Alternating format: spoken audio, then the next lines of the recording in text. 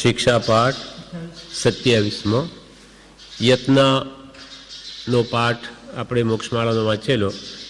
હવે પ્રવેશિકામાં પણ એ સંબંધી પાઠ છે તે વાંચીએ છીએ. પ્રવેશિકામાં શિક્ષાપાઠ 43 યત્ન. યત્ન એટલે શું? તો કે કોઈ પણ કાર્ય કરવું તે સાચવીને કરવું, સાવધાનીપૂર્વક કરવું કે જેથી જીવોની હિંસા ન થાય. ધ્યાન રાખીને જેમ ચાલવું તો 2 ડગલા આગળ જોઈને ચાલવું. તેને ઇરિયા સમિતિ કહેવામાં આવે. એટલે એ સંબંધી વળી વિસ્તારથી અહીંયા વાત કરે છે 10 વૈકાલિકમાંથી. અને પછી કૃપાળદેવે પણ વચનામૃતમાં એ સંબંધી બીજું ફરી શું લખ્યું તે આ પાઠમાં જણાવશે. એમાં કહે છે શિક્ષાપાઠ 43 પ્રવેશિકા યત્ન. અયત્નથી ચાલતા પ્રાણભૂતની હિંસા થાય, તેથી પાપ કર્મ બાંધે તેનું કડવું ફળ પ્રાપ્ત થાય. અયત્ન સાવધાની ન રાખીને ગમે તેમ ચાલે જોયા વગર તો એ બિચારા નિરપરાધી જીવોની હિંસા થાય, પગ નીચે દબાઈ જાય. આપણે ધ્યાન ન રાખીએ તો એ મરી જાય. માટે અયત્નથી ચાલતા પ્રાણભૂતની હિંસા થાય, તેથી પાપ કર્મ બાંધે અને તે પાપનું કડવું ફળ પ્રાપ્ત થાય. કડવા ફળ છે ક્રોધના, તેમ દરેક પાપના ફળ કડવા છે. એટલે કોઈ પણ પ્રકારનું પાપ ન કરવું. 5 પાપ છે: હિંસા, ઝૂઠ, ચોરી, અબ્રહ્મ, પરિગ્રહ, પ્રતિની મૂર્છા અને મૃષા જૂઠું બોલવું. એ બધું જ પાપ છે. એટલે હવે કે છે બીજું, અયત્નાથી ઉભા રહેતા પ્રાણભૂતની હિંસા થાય, તેથી પાપ કર્મ બાંધે તેનું કડવું ફળ પ્રાપ્ત થાય. કોઈ ઠેકાણે ઉભા રહીએ પણ ત્યાંય કોઈ જીવજંતુ તો દબાતું નથી, એમ પૂરું ધ્યાન રાખીને ક્રિયા કરવી. નહીં તો જીવ પાપ બાંધે અને એનું કડવું ફળ એને ભોગવવા પડે. અયત્નાથી શયન કરતા પ્રાણભૂતની હિંસા થાય, તેથી પાપ કર્મ બાંધે તેનું કડવું ફળ પ્રાપ્ત થાય. સુવામાં પણ કે ધ્યાન રાખવું કે જ્યાં હું સૂઉં છું ત્યાં કોઈ જીવજંતુ તો નથી, એમ પૂરી કાળજીપૂર્વક ધ્યાન રાખીને જે શયન કરે તે પાપ કર ન બાંધે. અને કંઈ પણ જોયા વગર ગમે ત્યાં સૂઈ જાય તો પ્રાણભૂતની હિંસા થાય, તેથી પાપ કર્મ બાંધે અને તેનું કડવું ફળ પ્રાપ્ત થાય. હવે ચોથું, અયત્નાથી આહાર લેતા પ્રાણભૂતની હિંસા થાય, તેથી પાપ કર્મ બાંધે અને તેનું કડવું ફળ પ્રાપ્ત થાય. આહાર ભોજન લેતી વખતે પણ મુનિ તો 42 દોષ રહિત શુદ્ધ આહાર હોય તો જ લે. અને આપણે પણ આહાર લેતી વખતે એ કેવો આહાર છે? શુદ્ધ રીતે બનેલો છે, કંદમૂળ આદિ તો નથી, અથવા વાસી તો નથી, અથવા દ્વિદલ તો નથી થતું, વગેરે જે પ્રકારે શુદ્ધ આહાર લેવાનું કહ્યું તે વિચારીને પછી ભોજન કરે તો જીવ હિંસા ન થાય. અને કંઈ પણ જે મળે તે બધું જ ખાય, એના પર તે કંઈ વિચાર જ ન હોય તો એ પાપ કર્મ બાંધે અને એનું કડવું ફળ પ્રાપ્ત થાય. અયત્નાથી આહાર લેતા પ્રાણભૂતની હિંસા થાય, તેથી પાપ કર્મ બાંધે અને તેનું કડવું ફળ પ્રાપ્ત થાય. અયત્નાથી બોલતા પ્રાણભૂતની હિંસા થાય, તેથી પાપ કર્મ બાંધે અને તેનું કડવું ફળ પ્રાપ્ત થાય. હવે બોલવામાં પણ કે છે વિવેક રાખવો. એવું કોઈ વચન ન બોલવું કે સામા જીવને ઠેસ પહોંચે. કોઈ મર્મ વચન હોય તો એને બહુ દુઃખ થાય. માટે બોલવું તો પ્રિય બોલવું, હિતકારી બોલવું, માપસર બોલવું અને સત્ય બોલવું. હિત મિત પ્રિય અને સત્ય વચન બોલવું. બીજાને ગમે, એનું કલ્યાણકારી હોય એવું ઉપકારી વચન હોય, હિતકારી હોય, અને માપસર બોલવું.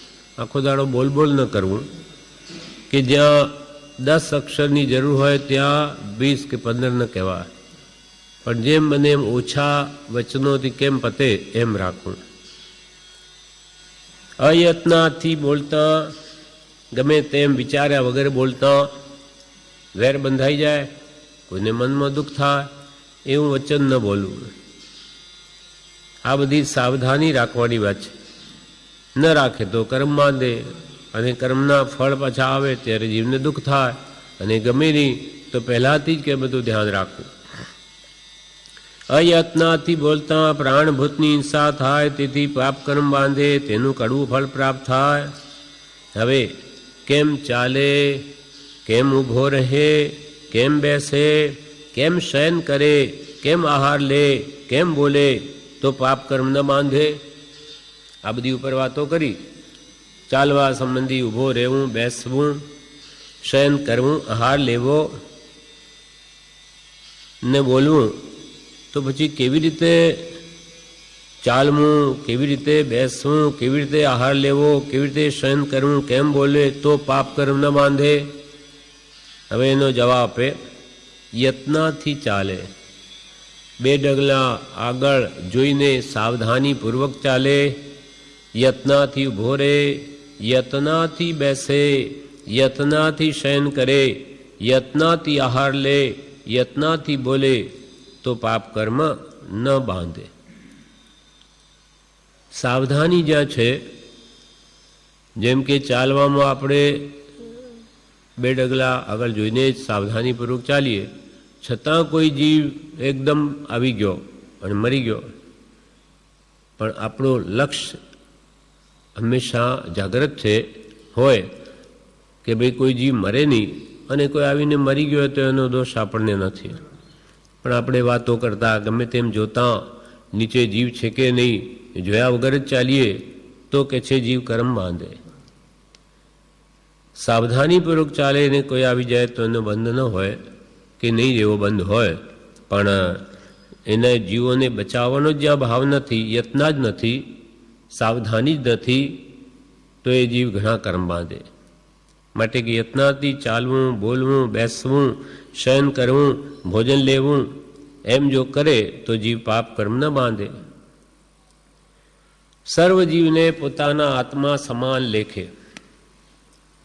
મન, વચન, કાયાથી સમ્યક પ્રકારે સર્વ જીવને જુએ, આશ્રમ નિરોધથી આત્માને દમે તો પાપ કર્મ ન બાંધે. સર્વ જીવ છે સિદ્ધ સમ, અને સર્વ આત્મામાં સમદ્રષ્ટિ દ્યો. આ વચનને હૃદય લખો. બધા પ્રાણીઓ મારા જેવા છે. મને દુઃખ નથી ગમતું તો બીજા કોઈ જીવને નથી ગમતું, કેમ કે બધા મારા જેવા જ છે.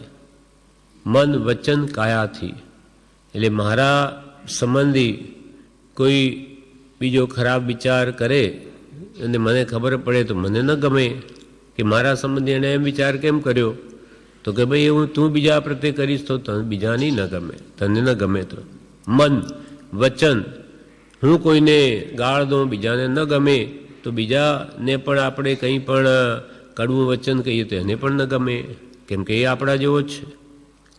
મને કોઈ મારે તો ન ગમે, તો હું બીજાને મારું તો બીજાને ન ગમે, કેમ કે બધા જીવ એક સરખા જ છે.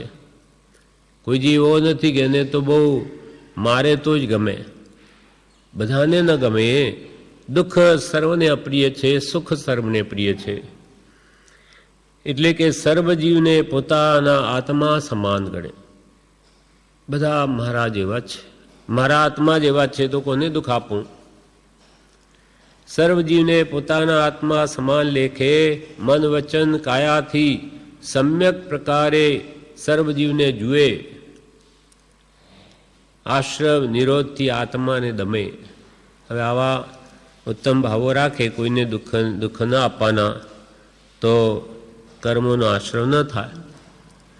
એથી મનને પાછું વાળી અને આત્માની જે કર્મ બંધાવનારી વૃત્તિઓ છે તેને દમન કરે તો પાપ કર્મ ન બાંધે, અને મનની ઈચ્છા પ્રમાણે જ કર્યા કરે તો કર્મ બાંધે. પ્રથમ જ્ઞાન અને પછી દયા એમ અનુભવ કરીને સર્વ સંયમી રહે. અજ્ઞાની સંયમમાં શું કરે કે જો તે કલ્યાણ કે પાપ જાણતો નથી. પ્રથમ જ્ઞાન ને પછી અહિંસા શ્રી સિદ્ધાંતે ભાખ્યું.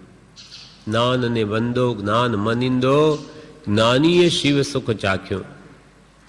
નૌપદજીની પૂજામાં કહ્યું પ્રથમ તો જ્ઞાન જોઈએ, પછી તે પ્રમાણે ક્રિયા. એટલે પહેલું જ્ઞાન ને પછી દયા એમ અનુભવ કરીને સંયમી વર્તે. પહેલા તો જીવો ક્યાં ક્યાં રહેલા છે, જેમ કે કંદમૂળમાં ઘણા જીવો રહેલા, અથવા રાત્રિ ભોજનમાં તમસ્કાય નામના જીવો ઉત્પન્ન થાય, એમ કયા કયા જીવોના મુખ્ય સ્થાન છે એ પહેલાં તો જાણે. જેમ કે જળ છે કાયા જેની તે જળકાય, પૃથ્વી કાય, અપકાય, તેવકાય, વાયુકાય, વનસ્પતિકાય, એ બધા જે સ્થાવર જીવો છે પહેલાં જાણે તો પછી એની દયા પાડી શકે કે ભાઈ પાણીમાં ઘણા જીવો તો પાણી ગમે તેમ ન ઢોળાય, એને અત્યંત આવશ્યક હોય તેટલો જ એનો ઉપયોગ કરવો.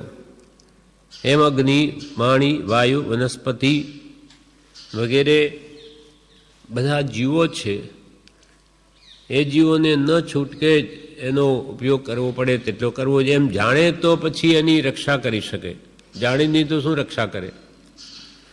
એટલે પ્રથમ તો જ્ઞાન જોઈએ, તે સંબંધીની સમજણ જોઈએ, ક્યાં ક્યાં શું જીવો છે ને શામો લાભ છે ને શામાં નુકસાન છે. પ્રથમ જ્ઞાન અને પછી દયા એમ અનુભવ કરીને સર્વ સંયમી રહે.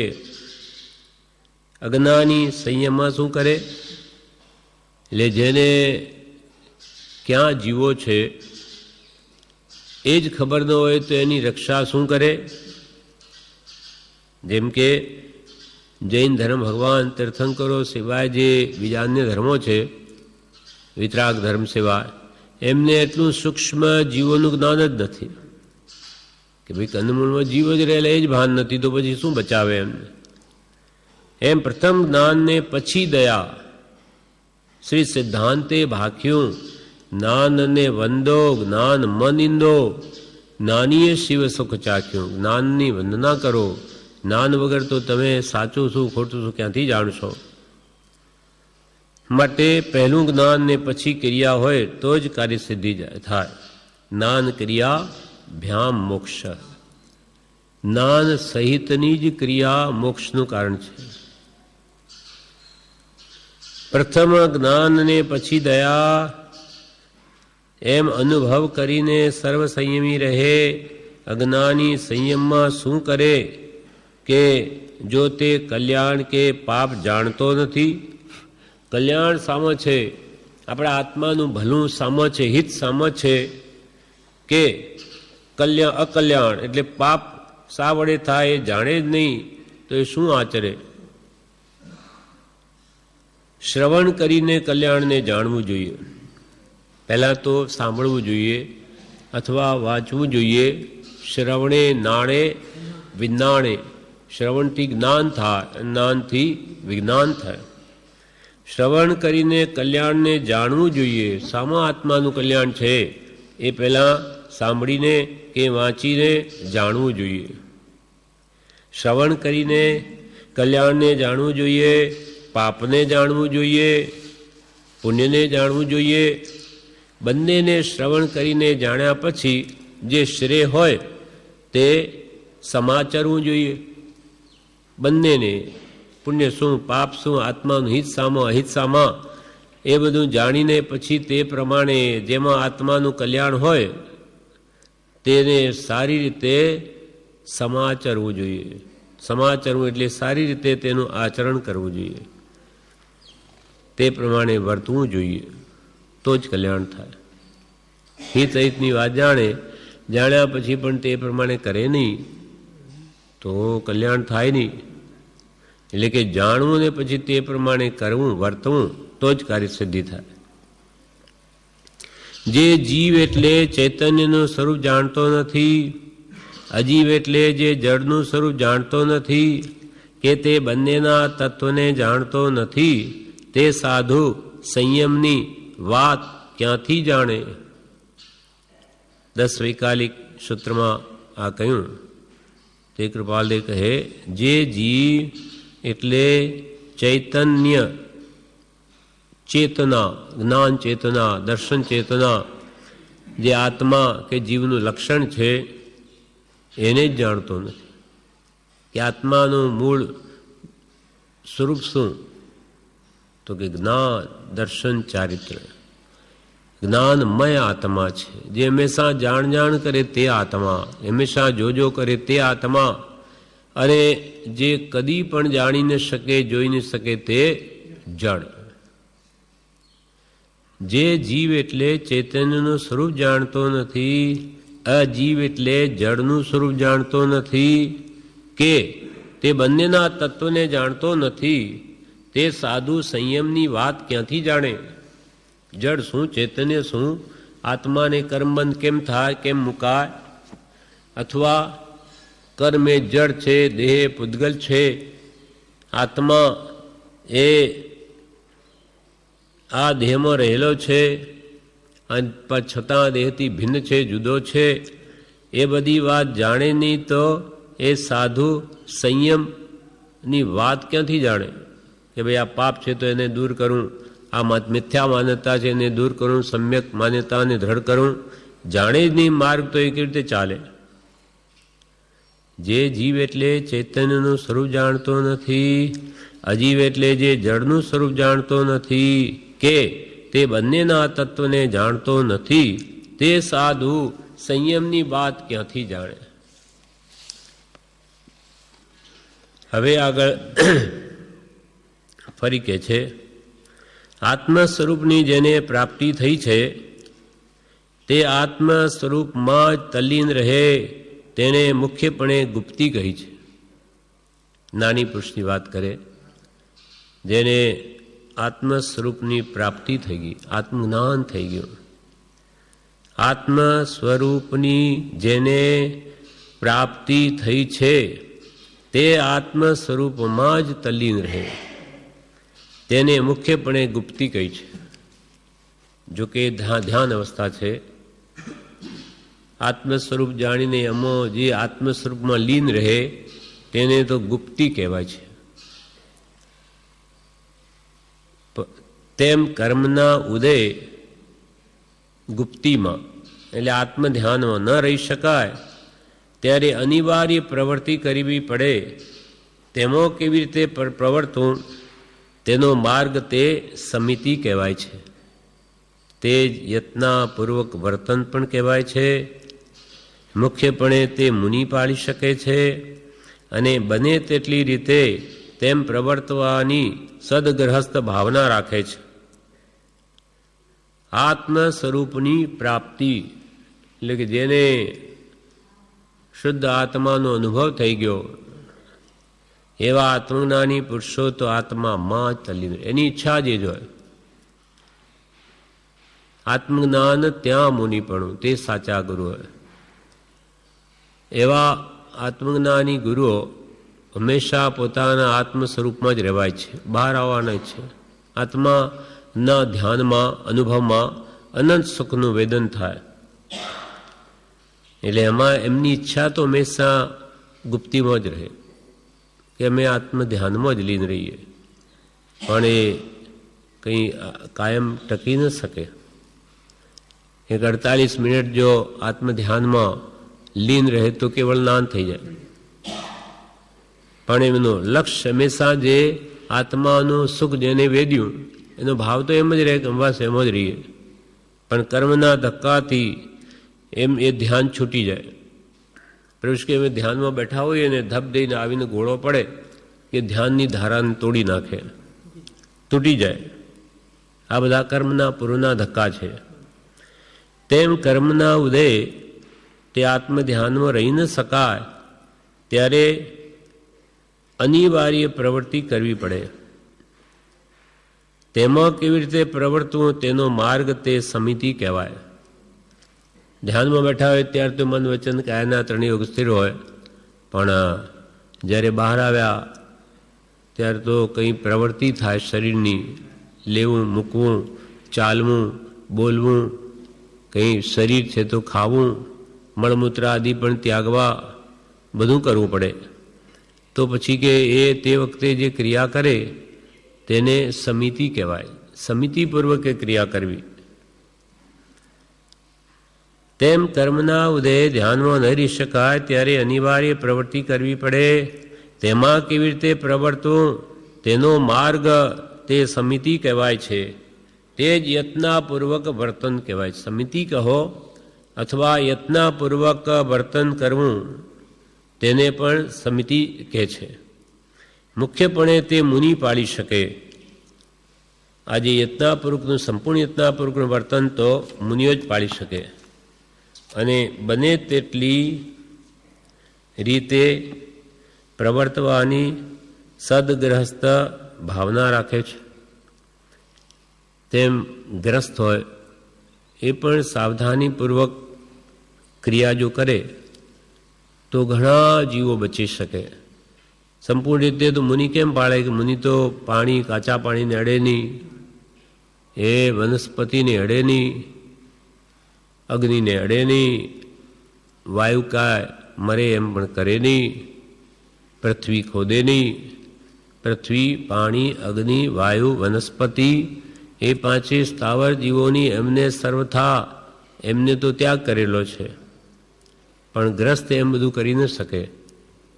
એટલે એ ભાવના રાખે કે અમારે આવું મુનિ પણ ક્યારે આવશે કે જ્યારે અમે પણ કોઈ જીવને ન મારીએ, પણ ત્યાં સુધી જે કંઈ પણ મકાન બાંધે, ખાવાનું રાંધે, એ બધા ગ્રસ્તને તો કરવા પડે છે, પણ ભાવના તો એ પણ રાખી શકે. અને જેમ મને એમ સાવધાની રાખે તો પણ બીજા ઘણા જીવો બચી શકે. એટલે અહીંયા કહેવાનો આશય એ છે કે ગ્રસ્તને પણ જે ક્રિયા કરવી પડે તેમાં એને ખૂબ સાવધાની રાખવી, જેથી જીવો મરે નહીં. તેમ મુનિને તો સર્વથા ત્યાગ જ છે, છતાં પણ એ આત્મધ્યાનમાં ન રહી શકે ત્યારે એ પણ સમિતિમાં પ્રવર્તે તો એને પણ ધ્યાન રાખવું. કેમ કે મુનિને પણ શરીર છે, આત્મકલ્યાણ કરવું છે, તો મુનિને પણ ચાલવું પડે, બોલવું પડે, ખાવું પડે, તો ત્યાં પૂરેપૂરો ઉપયોગ રાખીને કરે. એટલે જેને આત્મ સ્વરૂપની પ્રાપ્તિ થઈ છે તે આત્મ સ્વરૂપમાં જ તલ્લીન રહે તેને તો મુખ્યપણે ગુપ્તી કહી, જે મુનિઓનો મુખ્ય ધર્મ છે. તેમ કર્મના ઉદય ગુપ્તીમાં ન રહી શકાય ત્યારે અનિવાર્ય શરીર માટેની પ્રવૃત્તિ કરવી પડે તેને સમિતિ કહેવાય. તે જ યત્નપૂર્વક વર્તન પણ કહેવાય છે. અને સંપૂર્ણપણે એ સમિતિ, પાંચ સમિતિ તે મુનિ પાડી શકે અને બને તેટલી રીતે પ્રવર્તવાની સદગ્રસ્ત ભાવના રાખે છે. ગ્રસ્ત હોય એ પણ જેટલી બને તેટલી હિંસા ન થાય એનું ધ્યાન રાખે.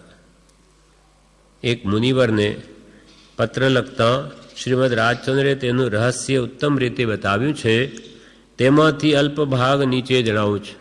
પરમ કૃપાલ દેવે હવે 5 સમિતિ સંબંધી એક પત્રમાં લખ્યું છે, તે કે છે હું અત્રે જણાવું છું. પત્રાંક 767. તેમ 5 સમિતિ કોને કહેવાય, કેવી રીતે પ્રવર્તવું તે અહીંયા કહે છે. હવે કૃપાલજીના વચનો છે. પત્રાંક 767. સતત અંતર્મુખ ઉપયોગે સ્થિતિ એ જ નિર્ગ્રંથનો પરમ ધર્મ છે. કૃપાલે ટૂંકામાં કહે કે હંમેશા અંતર્મુખ જ રહેવું, હંમેશા આત્મ સ્વરૂપમાં જ લીન રહેવું એ નિર્ગ્રંથનો એટલે મુનિઓનો તો પરમ ધર્મ છે, ઉત્કૃષ્ટ ધર્મ છે. સ્વરૂપમાં જ લીન રહેવું. સતત અંતર્મુખ ઉપયોગે સ્થિતિ એ જ નિર્ગ્રંથનો પરમ ધર્મ છે. એક સમય પણ ઉપયોગ બહિર્મુખ કરવો નહીં એ નિર્ગ્રંથનો મુખ્ય માર્ગ છે. એક સમય પણ મનની વૃત્તિઓ ક્યાંય બહાર જવા ન દેવી, એ તો નિર્ગ્રંથ એટલે આત્મજ્ઞાની મુનિઓનો મુખ્ય માર્ગ છે. જેને આત્મ સ્વરૂપ જાણ્યું હોય તે જ આત્મ સ્વરૂપમાં કે આત્મ ધ્યાનમાં રહી શકે. જાણ્યું નહીં તો કેવી રીતે રહે? એટલે ખરેખર આત્મજ્ઞાન હોય ત્યારે જ મુનિપણું કહ્યું છે, એ જ્યારે જ આત્મામાં રહી શકે. એક સમય પણ ઉપયોગ બહિર્મુખ કરવો નહીં, એ નિર્ગ્રંથનો મુખ્ય માર્ગ છે.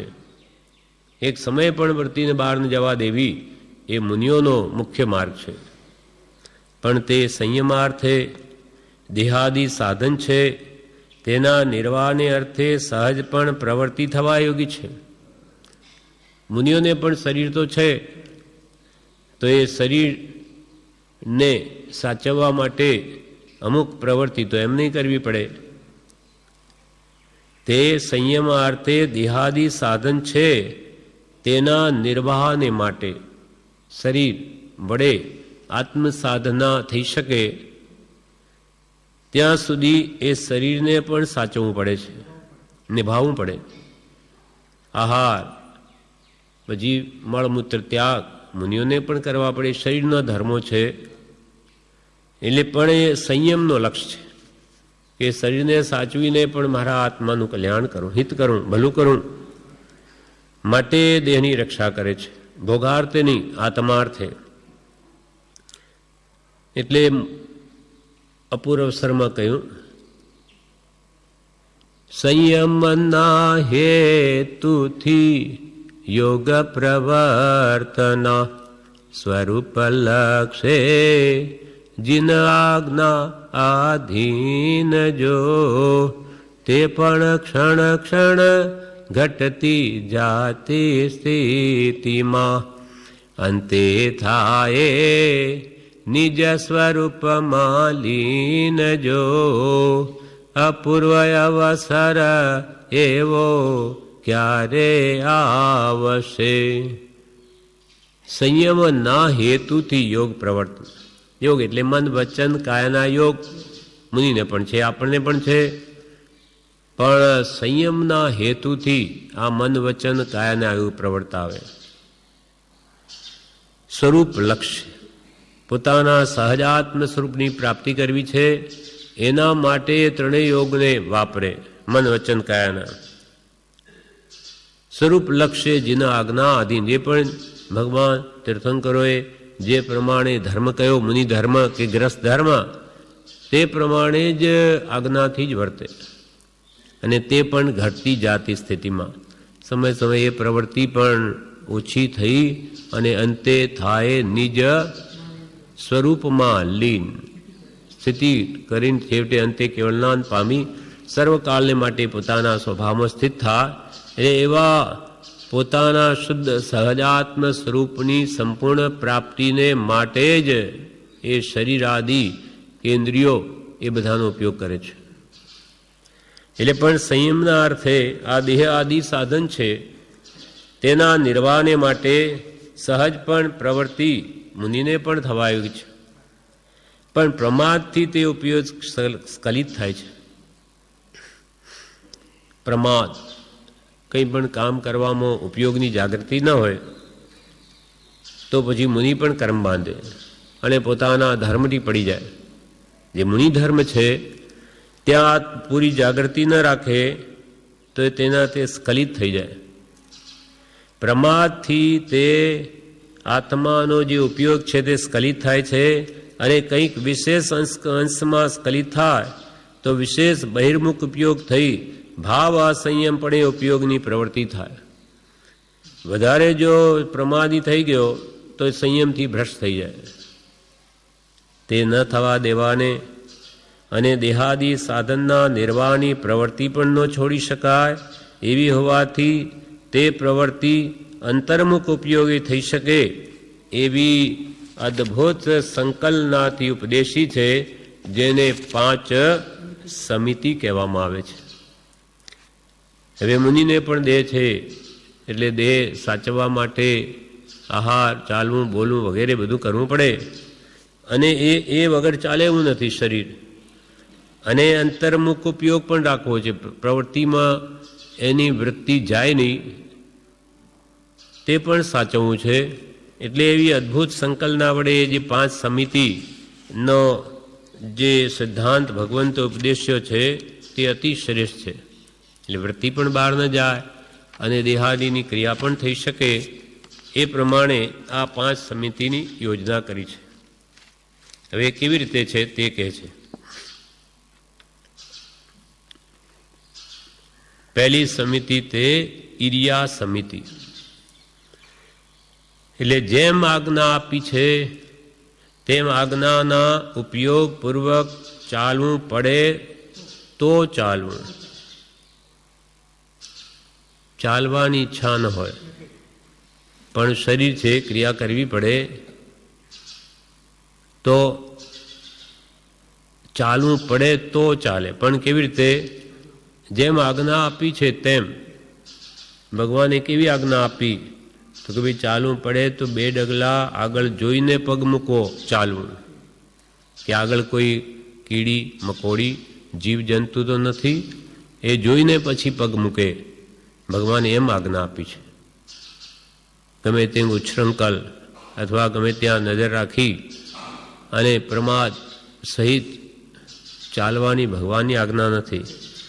એટલે કે ભાઈ ભગવાનની આજ્ઞા છે કે ચાલવું પડે તો આગળ નજર રાખ, માર્ગ ચોખ્ખો છે જીવજંતુ વગરનો તો પગ મૂકવો.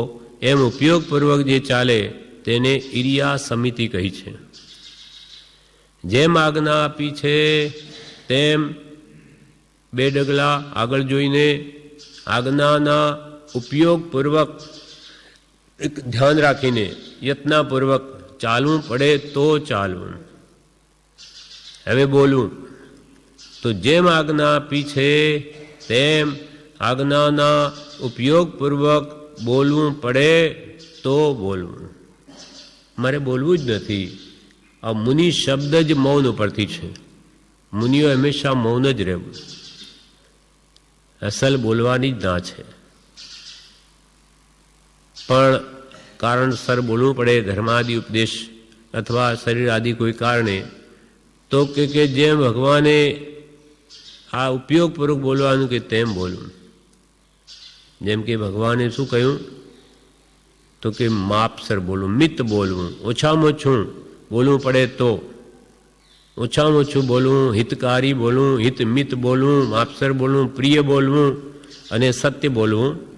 એમ જે જ્ઞાનીઓએ જેમ આજ્ઞા આપી તેમ આજ્ઞાના ઉપયોગપૂર્વક બોલવું પડે તો બોલવું.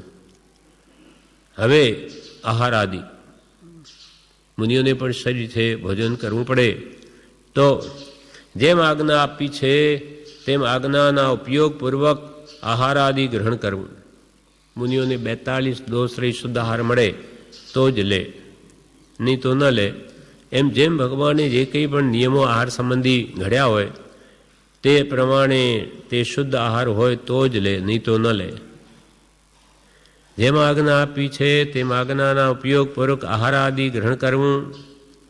હવે વસ્તુ કપડાં વગેરે લેવી મૂકવી હોય તો જેમ આજ્ઞા આપી છે તેમ આજ્ઞાના ઉપયોગપૂર્વક વસ્ત્રાદિનું લેવું મૂકવું.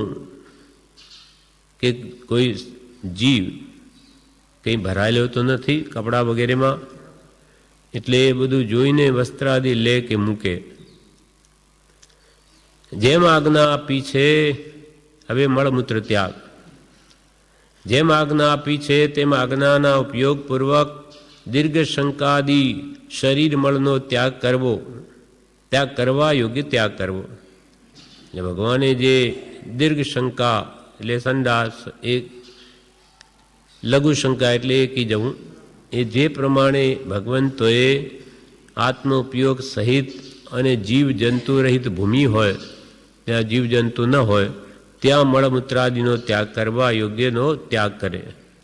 એ પ્રકારે પ્રવૃત્તિરૂપ 5 સમિતિ કહી છે.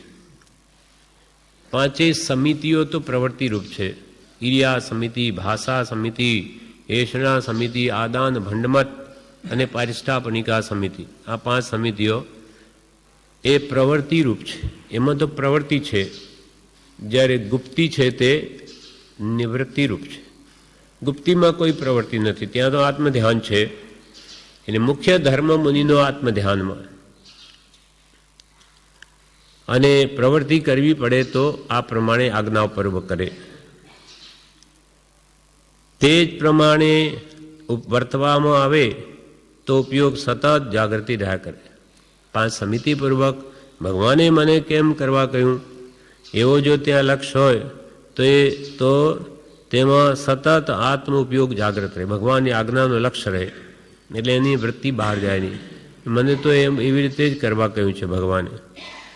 અને જે સમયે જીવની જેટલી જ્ઞાન શક્તિ તથા વીર્ય શક્તિ છે તે અપ્રમત્ત રહ્યા કરે.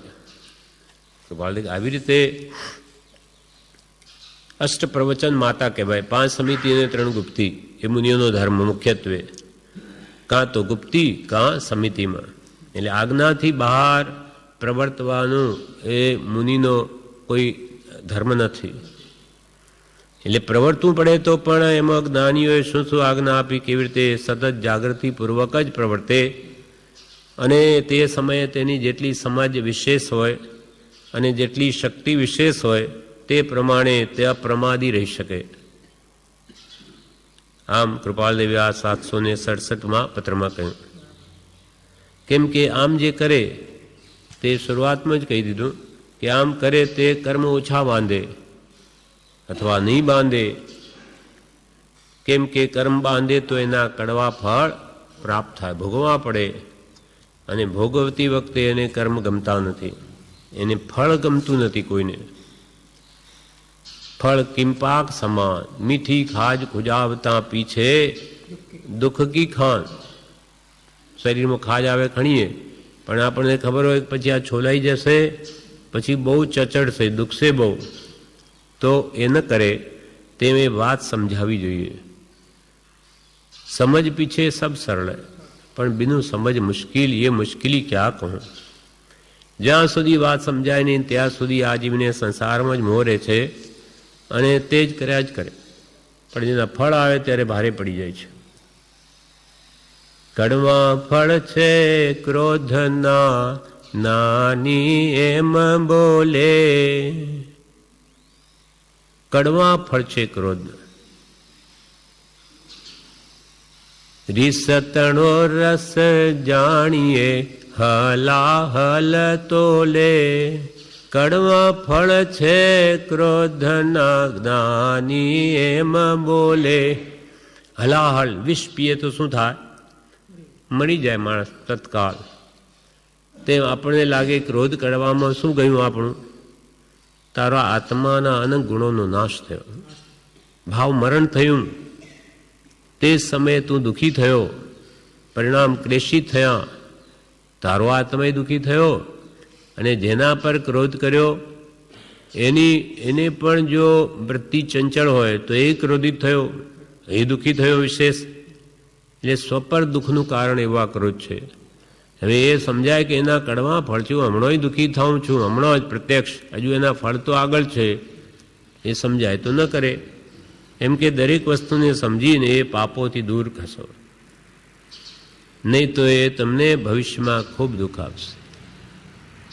એટલે કહ્યું બંધ સમય ચિત્ત ચેતીએ, બંધ સમય ચિત્ત ચેતીએ રે, શોદયે સંતાપ સલુણે. બંધ સમય ચિત્ત ચેતીએ રે, શોદયે સંતાપ સલુણે. હે સલુણા, આ કર્મ બાંધતી વખતે ઉપયોગ રાખો, જાગૃતિ રાખો, પ્રમાદ કરો માં. બંધ સમય ચિત્ત ચેતીએ ઉદેશો સંતાપ. એ કર્મનો ઉદય આવી ગયો, રોગ થયો, બીજું થયું કે અનેક દુઃખના કારણ ઉભા થયા, તે વખતે રડવાથી શું થાય? કંઈ કર્મને શરમ નથી કે આ બિચારો દુઃખી થાય માટે એને મૂકી દો. તો પહેલાં ધ્યાન રાખો, અશુભ કર્મ બાંધતા અશુભ કર્મ,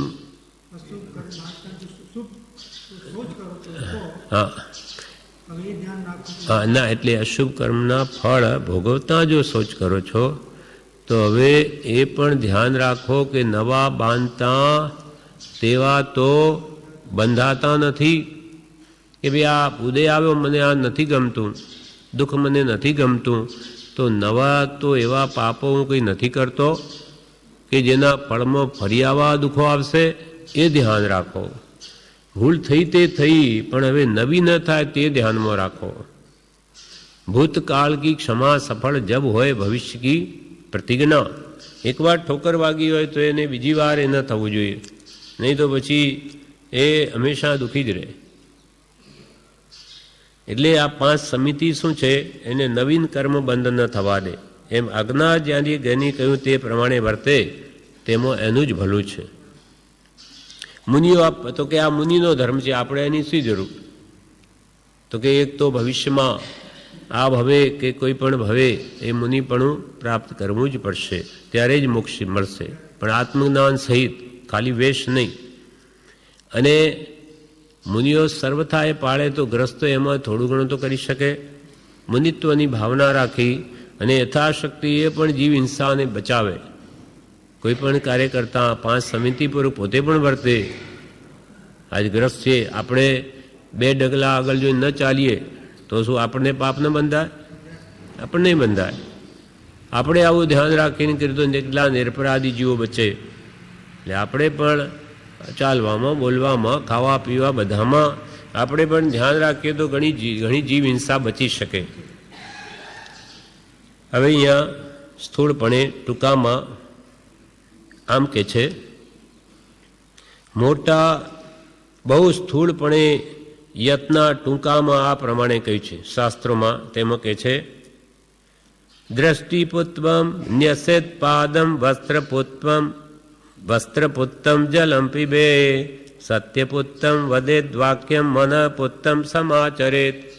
ભાવાર્થ, નજરે જોઈને નિષ્પાપપણે ડગલું ભરવું, સાજા વસ્ત્રે ગળીને પવિત્ર પાણી પીવું, સત્યના નિર્ણયથી પવિત્ર થયેલું વચન બોલવું, મન ડંખે નહીં તેવું પવિત્ર આચરણ કરવું. નજરે જોઈને નિષ્પાપપણે ડગલું ભરવું. ડગલું ભરવું એટલે ચાલવું પડે તો નજરે જોઈને, આગળ કોઈ જીવજંતુ તો નથી ને, પછી પગ મૂકવો. સાજા વસ્ત્રે ગળીને પવિત્ર પાણી પીવું, અળગણ પાણી ન પીવું, પણ એને ગળનું પણ આમ સારું જોઈએ, ડબલ ગળનું કૃપાલ, 2 કપડાં અથવા ઝીણું હોય. આમ નામના કાલી કોથળીਆਂ આવે, આમ અંદર જાડી જ હોય નામ કોથળી, એમ નહીં, પણ સાજા વસ્ત્રે એટલે કપડું ઝીણું હોય, કાં પછી ડબલ કરે, એ પ્રમાણે ગરણું કરીને એ ગાળીને પાણી પીએ. અને સત્યના નિર્ણયથી પવિત્ર થયેલું વચન બોલવું. એટલે હું બોલું છું તે સત્ય છે કે નહીં એ પહેલાં વિચારીને જ પછી જ વચન બોલવું. મન ડંખે નહીં તેવું પવિત્ર આચરણ કરવું. આપણું વર્તન એવું શુદ્ધ જોઈએ કે પછી ભવિષ્યમાં આપણને ચિંતા ન થાય કે મેં એમ વર્તન કેમ કર્યું, ફલાણાને એમ કેમ કહી દીધું.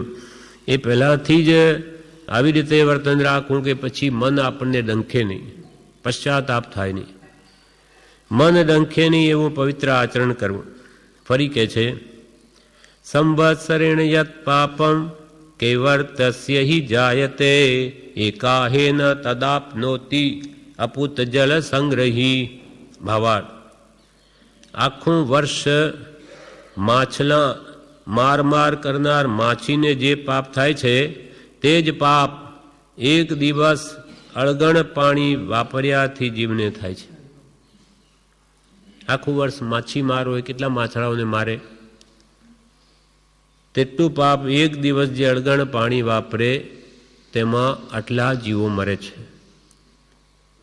સંવત્સરેણ એટલે આખા વર્ષ, યત પાપમ કેવર્તસી જાયતે એટલે આખું વર્ષ માછલા માર કરનાર માછીને જે પાપ થાય છે તે જ પાપ એક દિવસ અણગળ પાણી વાપર્યાથી જીવને થાય છે.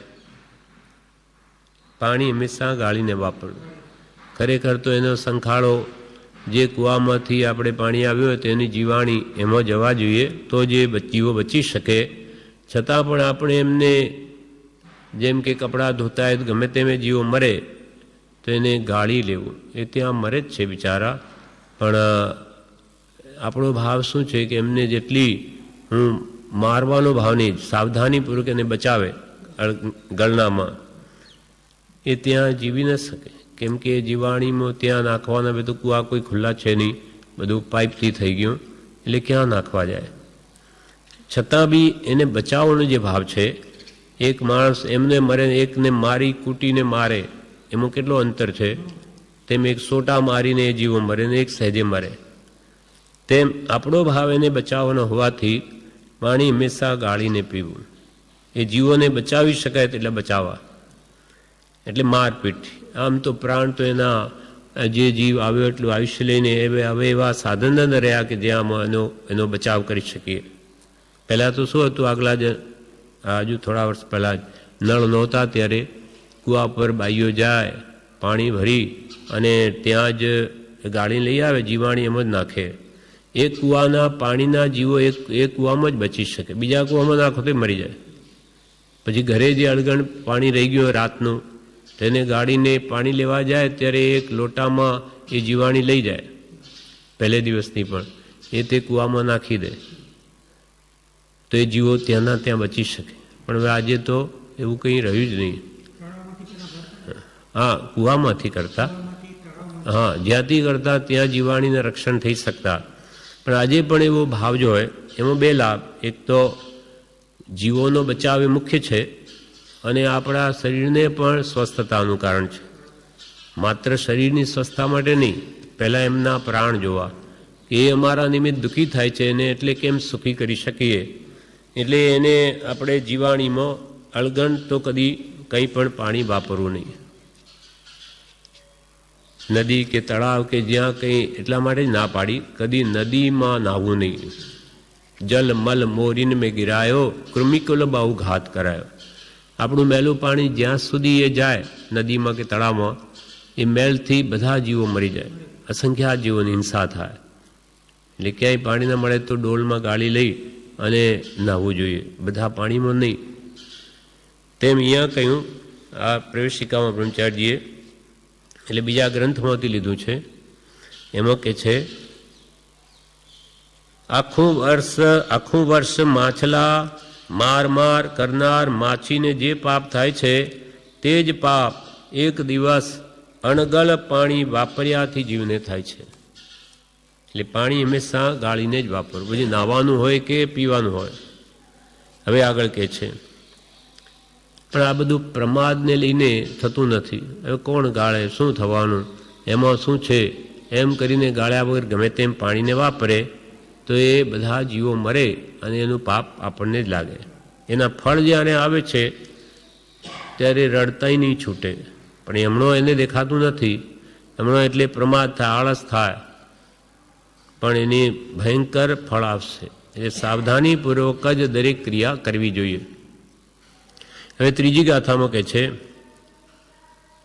ચિત્તમ સમાધિભી શુદ્ધમ વદનમ સત્ય ભાષણે બ્રહ્મચર્યાદિભી કાય શુદ્ધો ગંગા વિનાપી સ. ભાવાર્થ, જેનું ચિત્ત પવિત્ર કોણ, એ ભાવ અહીંયા કે છે વૈષ્ણવો ગંગામાં સ્નાન કરીને પવિત્ર માને કે બે જાણે ગંગામાં નહીં આવ્યા એટલે બધું પાપ ધોવાઈ ગયું. તો ભાઈ જ્ઞાની પુરુષો કે ભાઈ ગંગાનું પાણી એ જો ધોઈ શકતું હોય તો એને તો ખબર નથી કે ભાઈ પાપ શું ને પુણ્ય શું. એ તો તમારા બધા જ કર્મોને ધોઈ નાખે, એટલે પાપની સાથે તમારું પુણ્ય ધોવાઈ જાય. એને શું જ્ઞાન છે પાણીને. એમ આ બધી મિથ્યા માન્યતાઓ છે. આપણે પાપ કરીએ, ખોટા કામ કરીએ, ખોટા ભાવ કરીએ અને ગંગામાં જે નાહી લઈએ તે બધું ધોવાઈ જાય. શરીરનો મેલ કદાચ નીકળે પણ મનનો મેલ ન નીકળે. પણ આ માન્યતાઓ મિથ્યા છે. એટલે કે ખરી પવિત્રતા તો શું છે કે કષાયોને શમન કરવા, ક્રોધ માન માયા લોભ એને ન થવા દેવા. તો મન પવિત્ર થાય. ક્રોધ આવે તો રોકે, અને સામો વ્યક્તિ ગમે તેમ બોલે પોતે પાછો જવાબ ના આપે, શાંતિ સહન કરે, તો એ પવિત્રતા થાય મનની. પોતે પોતાના આત્માને કશાય ન કરે, ક્રોધ વાળો ન કરે, માનના નિમિત્તે પોતે અહંકાર ન કરે, માયા કપટ ન કરે, વસ્તુ જોઈને મેળવવાની ઈચ્છા ન કરે, લોભ, એમ શમ ગુણ કશાયનું શમન કરે, તે જ ખરો પવિત્ર છે. જેનું ચિત્ત એટલે જેનું મન શમ અને દમ, દમ એટલે ઇન્દ્રિયોનું દમન, પાંચે ઇન્દ્રિયોનું દમન કરે, તે પવિત્ર થાય. ખાવાની લોલુપતા બહુ રાખે નહીં, અને આંખથી રૂપાદી જોવાની ઈચ્છા કરે નહીં, કાનથી સંગીતાદિ સાંભળવાની ઈચ્છા રાખે નહીં અથવા ઓછી કરે, નાકથી સુગંધ દુર્ગંધને સમ રાખવાનો પ્રયત્ન કરે, અને શરીર આદિ કોમળ સ્પર્શ ઈચ્છે, કઠોર કોમળ એને કઠોરને ખરાબ કહે, કોમળને સારું કહે, એ બધું ઇષ્ટ અનિષ્ટ ભાવને મૂકે. એનું નામ છે દમન, ઇન્દ્રિયોનું દમન. રૂપ રસ ગંધ સ્પર્શ એ બધા જેમ તેમ પ્રયત્ન કરીને ઇન્દ્રિયોને દમે, ઇન્દ્રિયો જેમ ઈચ્છે તે આપે નહીં, કશાયનું શમન કરે અને સમભાવમાં રહે, સમતા ભાવમાં રહે, તો આત્મા શુદ્ધ થાય છે. આત્મા આપણો મલિન શાને લઈને છે? વિષય કસાયથી. પાંચ ના વિષયો અને ક્રોધમાન માયા લોભને લીધે જ આત્મા મલિન છે. હવે એ ઘટાડે તેટલી પવિત્રતા વધે. એટલે આ કહે છે જેનું ચિત્ત એટલે જેનું મન શમ એટલે કશાયોનું સમન, દમ એટલે ઇન્દ્રિયોનું દમન, સમતાદિથી શુદ્ધ થયેલું છે, સમભાવથી જેનો આત્મા શુદ્ધ થયેલો છે, જેનું વદન સત્ય વધવાથી શુદ્ધ થયેલું છે, વદન એટલે જેનું મુખ સત્ય બોલવાથી શુદ્ધ થયેલું છે, અને જેનું શરીર બ્રહ્મચર્ય, અહિંસા, અચૌર્ય, ન્યાયી, પરોપકારી વર્તન આદિથી શુદ્ધ થયેલું છે, તે ગંગામાં સ્નાન કર્યા કરતાં વધારે પવિત્ર છે. ખરેખર પવિત્રતા તો આ ગુણોથી આવે. પોતાનું શરીર બ્રહ્મચર્ય પાળવાથી શુદ્ધ થાય, અહિંસા, કોઈ જીવને ન મારે તો આ કાયા પવિત્ર થાય, ચોરી ન કરે, ન્યાયથી વર્તે, પરોપકાર કરે, આવું વર્તન રાખે તો આત્મા શુદ્ધ થાય. અને તે ગંગાના સ્નાન કરવા કરતાં ખરેખર પવિત્રતા તો આની છે. જેનું ચિત્ત સમદમ સમતાદિથી શુદ્ધ થયેલું છે, જેનું વદન એટલે મુખ સત્ય વધવાથી શુદ્ધ થયેલું છે, અને જેનું શરીર બ્રહ્મચર્ય, અહિંસા, અચૌર્ય, ન્યાયી, પરોપકારી વર્તન આદિથી શુદ્ધ થયેલું છે, તે ગંગામાં સ્નાન કર્યા કરતાં પણ વધારે પવિત્ર છે. હવે પાંચમી છેલ્લી ગાથામાં કહે છે પંચસુના ગ્રહસ્થસ્ય ચુલ્લી પૈશુન્યપસ્કર કંડની ચોદ કુંભશ્ચ વદ્યતે યાસ્તુ વાહયન. મનુ આ લખનાર મનુ ઋષિ છે. મનુએ લખેલા મનુસ્મૃતિમાંથી. હા, મનુસ્મૃતિ આ ગાથાઓ છે. ભાવાર્થ પ્રાણી વધના સ્થાનરૂપ પાંચ સૂના છે. પાંચ સ્થાન એવા છે કે જેમાં પ્રાણીઓની હિંસા જ થાય છે. એક ચૂલો, બીજી ઘંટી, ત્રીજું વાહન, ચોથું ખાંડણી અને પાંચમું પાણિયારું. આપણે પાણીના માટલા પડેલા હોય ત્યાં. આ પાંચેય સ્થાન પ્રાણી વધના સ્થાન કહેવાય છે. ચૂલો હોય એમાં અગ્નિકાય અથવા બીજા પણ રાંધવામાં આવે, બધું વનસ્પતિકાય વગેરે જીવોની હિંસા થાય, એટલે આ બધા હિંસાના સ્થાન છે. ચૂલો, ઘંટી, દાણા દળવામાં આવે, એકંદરી જીવો છે બધા. આમ પછી વાહન, મોટર ગાડી વગેરે, પહેલાં બળદ ગાડી વગેરે થતી, આજે આ મોટરો ગાડીઓ છે. એના નીચે પણ કેટલાય જીવો આવીને દબાઈ જાય, મરી જાય. હા, એટલે આ બધા હિંસાના કારણો છે. ચૂલો, ઘંટી, વાહન, ખાંડણી, તેમાં ખાંડવામાં બધું, એટલે એ પણ હિંસાનું કારણ. પાંચમું પાણીયારું, ત્યાં બધા પાણી અંદર બી રાત્રે તો એમાંય કેટલા રાત્રે પાણી પીવું તે લોહી પીવા બરાબર છે, કેમ કે એ પ્રકારની રંગના જીવોત્પત્તિ તેમાં થઈ જાય. એ સૂર્યોદય થયા પછી 2 ઘડી પછીથી એ જીવો નાશ પામે છે. એટલે પેલું ચોવિયાર શા માટે કહ્યું? નહીં, નવકારસી 48 મિનિટ પછી એ પાણીમાં જે રાત્રે તે રંગના જીવો ઉત્પન્ન થયા હોય તે સૂર્યોદય પછી 48 મિનિટ આપોઆપ મરી જાય છે. માટે એ સવારમાં પણ 2 ઘડી પછી જ નવકારસી પછી લેવાનું કહ્યું છે, શુદ્ધ રીતે લેવું હોય તેને. એમાં 5 પ્રાણી ઘાતના સ્થાનોમાં દયા અને કાળજીપૂર્વક વર્તન રાખવાથી ઘણા જીવોનો વધ થતો અટકે એમ છે. તેથી પાપ પણ ઓછું બંધાય અને પરિણામે જીવ મોક્ષ માર્ગ પામવા યોગ્ય થાય. આ 5 મુનિ તો આ 5ને અડે નહીં. મુનિઓને તો આ સર્વથા ત્યાગી છે, એના અહિંસા મહાવ્રત પાળે છે, જ્યારે ગ્રસ્ત અણુવ્રત પાળે છે. એટલે ગ્રસ્તને તો આ બધા સાધનો સેવા પડે. તો કે શું કેમ કરવું? તો કે આ 5 પ્રાણી વધના સ્થાનોમાં કાળજીપૂર્વક વર્તન કરવું. જેમ કે ચૂલો છે, તો પહેલાં આવ્યું કે ચૂલો છે તો હવે પહેલાં તો લાકડા હતા, તે જોઈને સંભાળીને કંઈ જીવજંતુ નથી, ખંખેરીને વાપરવા કહેલું. તેમ આજે ગેસના ચૂલા છે, તો એને પણ રોજે સવારમાં તરત જ લાઇટરથી સળગાવવા ન જોઈએ. એનું બર્નલ ઊંચું કરી ફૂંક મારી, ક્યાંય કોઈ જીવ ભરાઈ તો નથી ગયો, કોઈ વાર કોઈ ઢોળાઈ ગયો રાંધતા, ત્યાં બધી જીવોત્પત્તિ થઈ જાય, અંદર ખબર ન પડે, સળગાવી બધા મરી જાય. એટલે એમ સંભાળીને જ પછી ચૂલો પેટાવવો જોઈએ, લાઇટર સળગાવવું જોઈએ. એમ કાળજી રાખે કે ક્યાંય જીવજંતુ તો નથી અથવા એઠવાડું નથી, સફાઈ કરી કે નહીં તો બીજે દિવસે કેટલાય જીવો ઉત્પન્ન થઈ જાય. એમ પૂરી કાળજીથી જો રાખે તો ઘણા જીવોનો વધ થતો અટકે અને આપણને પણ રોગનું કારણ ન થાય. આ 5 પ્રાણી ઘાતના સ્થાનોમાં દયા અને કાળજીપૂર્વક વર્તન રાખવાથી ઘણા જીવોનો વધ થતો અટકે. સાવધાની હોય તો બચે, ન રાખે તો કોઈ જુએ નહીં, હશે હવે એમાં શું, એમ જો કરે તો ઘણા કર્મ બાંધે.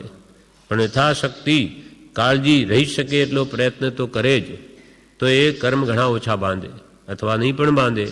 કેમ કે એનો ઉપયોગ શું છે કે મારે કોઈ જીવને મરવા દેવો નથી. કાળજીપૂર્વક વર્તન કરવાથી ઘણા જીવોનો વધ થતો અટકે એમ છે.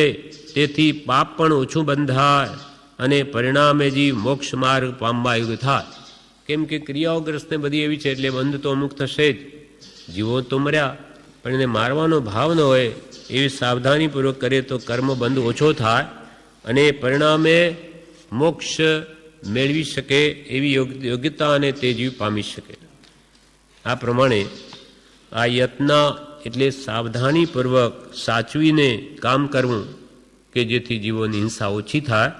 આ પ્રમાણે શિક્ષા પાઠ 27મો યત્ન નામનો પૂરો થયો. હવે એના શિક્ષા પાઠ 28મો રાત્રિ ભોજન છે, એ પાઠ આવતીકાલે લઈશું.